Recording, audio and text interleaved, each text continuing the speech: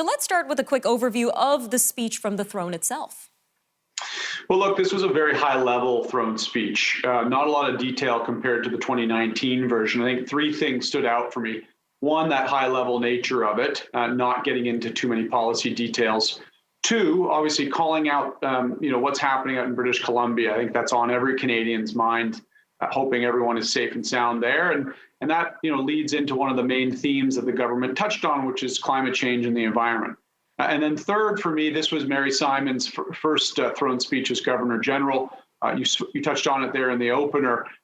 Great to see the progress that has been being made on that file, and the reconciliation file. Seeing a Governor General from Indigenous faith is fantastic, and shows that this is also another area that the government touched on during its throne speech as well. And we saw a lot of key discussion points: reconciliation, climate change, healthcare. So from this overall speech, what do you think are the main priorities for the government right now? Finishing the job against COVID-19 is number one for this government. They need to get that done and behind them so that the economy can pick back up. I would say environment is going to feature heavily in this parliament over the coming months, if not years. It is certainly a big focus for the Trudeau government, and you saw that today, but you also saw it from the election promises that it made. Reconciliation, which we just touched on, continues to be very close and important to the Prime Minister himself. And I would suspect with Mary Simon there as well, working together on some of those issues. Those would be the big three for me. And then finally, the fourth one, which is connected to some of those, is the economy, trying to rebuild the economy and that Build Back Better theme coming out of the COVID-19 pandemic. And we know that on Monday, the government House leader outlined 4 bills to be passed before Christmas. So let's go over these 4 bills. And is it even possible to pass these bills before Christmas, this short timeline here? Going to be very tight. It's going to be very tough over the next couple of weeks. Conversion therapy was one of them. Continued support for, more targeted COVID-19 support for specific industries were a couple of them. I think Mark Holland, a lot of the things that Mark Holland, the new House leader, talked about were echoed in today's throne speech. We'll see some of those more detailed ones, including, protecting the rights of healthcare workers as they go on their way to work, and that they're not harassed and so on. That will also be a key focus over the next couple of weeks, but certainly lots to get through. I would imagine come January, February, you'll start seeing them starting to tackle some of the larger issues a lot more.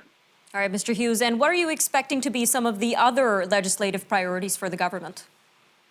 We saw mental health being talked about in the throne speech today, but the big one that I will be keeping an eye on is housing. The government made plenty of predictions, or promises, I should say, in the campaign, including tax rebates, promising to build more houses, creating some new funds for new home buyers to access.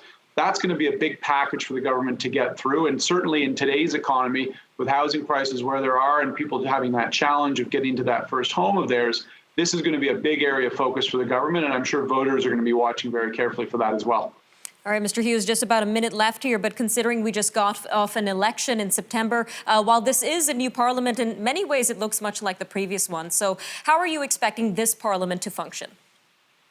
Unfortunately, it'll start off well, like most parliaments do, and then slowly start to, get worse and worse. But I do think that there is a chance for the government to be able to work more closely on targeted measures with the Bloc Québécois and the NDP. I don't think we should expect any formal agreements, but certainly there's a lot of alignment with each of the two opposition parties. And frankly, there's a lot of alignment with the Conservative Party and some of their policies. Will the Conservatives, want to work with the government? We'll have to see. Aaron O'Toole's much more internally focused at the moment. So I would suspect, like most minority parliaments, we'll see this last 18 to 24 months with the chance of it lasting a little bit longer. All right, Mr. Elliot Hughes from Summa Strategies. Always great having you on Forum Daily, sir. Thank you again for joining us today. Thank you very much. Stay tuned. We'll be right back with more news from around the world and across Canada after the break. Stay with us.